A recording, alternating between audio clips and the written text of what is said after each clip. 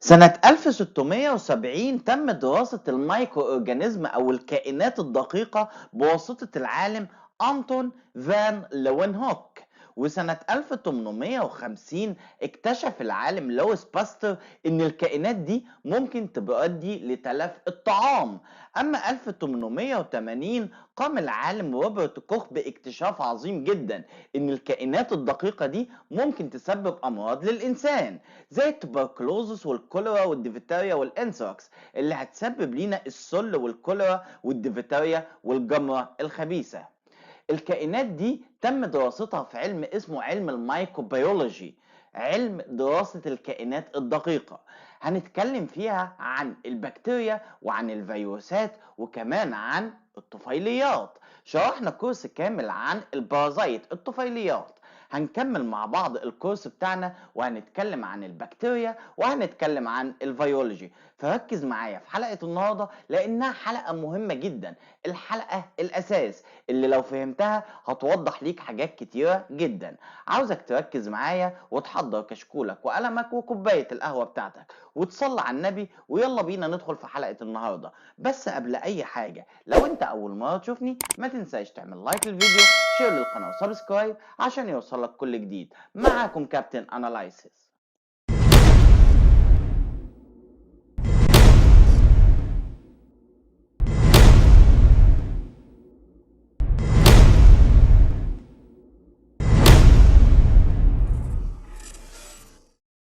لو سألتك سؤال وقلت لك ايه هي اشهر الكائنات الدقيقة اللي انت تعرفها، هتقول لي بكتيريا، فيروسات، بارازايت اللي هي طفيليات، وفنجس اللي هي فطريات. لو جيت قلت لك قسمها لي، تعرف تقسمها لي؟ هترد عليا تقول لي ان الكائنات الدقيقة بتنقسم لقسمين، البروكاريوتيك واليوكاريوتيك. جميل جدا. البروكاريوتيك وهي بدائية النواة، أما اليوكاريوتيك وهي حقيقية النواة. يا ترى البكتيريا تبع البروكاريوتيك ولا اليوكاريوتيك؟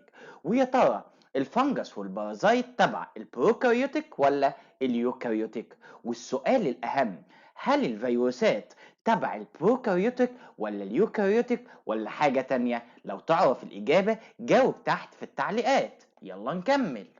يلا نشرح مع بعض البروكاريوتيك، الكائنات بدائية النواة. الكائنات دي بتتميز انها بتفتقر للنواة وكمان ما عندهاش ميتوكوندريا. وهنا لازم اسألك سؤال، الميتوكوندريا هي مصدر الطاقة، طب هي بتفتقر لوجود الميتوكوندريا، يا ترى بتجيب الطاقة بتاعتها منين؟ هتعرفوا معايا في الحلقة الجاية.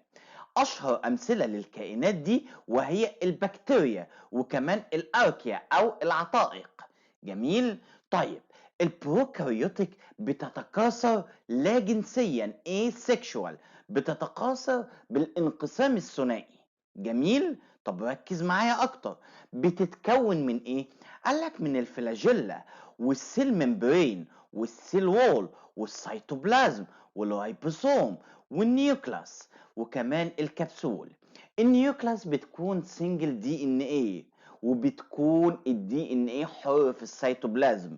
والفلاجيلا ممكن تبقى موجودة وممكن ما تبقاش موجودة، والكبسول ممكن يبقى موجود وممكن ما يبقاش موجود. كل ده هنعرفه مع بعض قدام، فركز معايا. ركز معايا عشان هشرح لك اليوكاريوتيك بالتفصيل. لازم تكون عارف ان اليوكاريوتيك او حقيقيات النواة اما ان تكون يوني سيلولار او مالتي سيلولار. يوني سيلولار يعني خلية واحدة، مالتي سيلولار يعني متعددة الخلايا. مين اشهر الكائنات اللي بتكون يوكاريوتيك؟ اول حاجة الهيومن او الانسان، بعد كده all animal. وخلي بالك في تقسيمة بتقول ان الانسان تبع الانيمال، ولكن انا مش بحبها. كمان الفنجس او الفنجاي الفطريات، والبلانت النباتات، والسي وودز اللي هي حشائش الابحار، وكمان الميني يونيسيلولار او معظم الكائنات وحيدة الخلايا. طب بتتكون من ايه اليوكاريوتيك؟ بص يا سيدي، قالك من ممبرين باوندد اورجانز. جميل. وكمان بيكون في نيوكلاس واندوبلازميك ريتيكولوم وجهاز جيولوجي. فركز معايا عشان اللي جاي مهم. لو بصينا على التكاثر في اليوكاريوتيك هيكون asexual أو sexual، يعني لا جنسي أو جنسي. حلو الكلام جدا. الاسexual اللا جنسي عن طريق الانقسام، أما السexual عن طريق تخصيب البويضة. جميل. دلوقتي أنا قلت لك إن البكتيريا تبع البروكاريوتيك، والبارازايت والبلانت والهيومن تبع اليوكاريوتيك. السؤال المهم، يا ترى الفيروسات تبع البروكاريوتيك ولا اليوكاريوتيك؟ هستنى الإجابة في التعليقات تحت الفيديو. هسيبكم دلوقتي مع آخر جزء في حلقة النهاردة، وهو مقارنة بين البروكاريوتيك واليوكاريوتيك.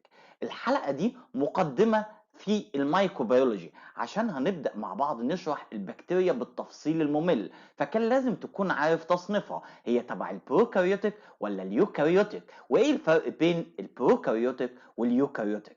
يلا بينا نكمل حلقة النهاردة.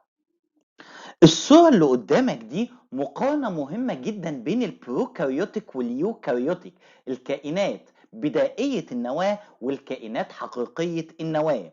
في أوجه تشابه وأوجه اختلاف، في حاجات موجودة في الاتنين وحاجات مش موجودة.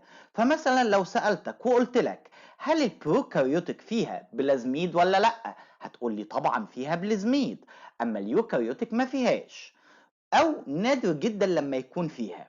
طب لو سألتك وقلت لك البروكاريوتيك فيها ميتوكوندريا ولا لا، هترد عليا تقول لي البروكاريوتيك ما فيهاش ميتوكوندريا، اما اليوكاريوتيك فيها ميتوكوندريا. زي ما انت شايف قدامك، لازم تحفظ المقارنة زي اسمك، وتعرف الفرق بين البروكاريوتيك واليوكاريوتيك، وتعرف الكائنات اللي موجودة في البروكاريوتيك والكائنات اللي موجودة في اليوكاريوتيك. دي كانت مقدمة بسيطة قبل ما ندخل على شرح البكتيريولوجي بالتفصيل الممل.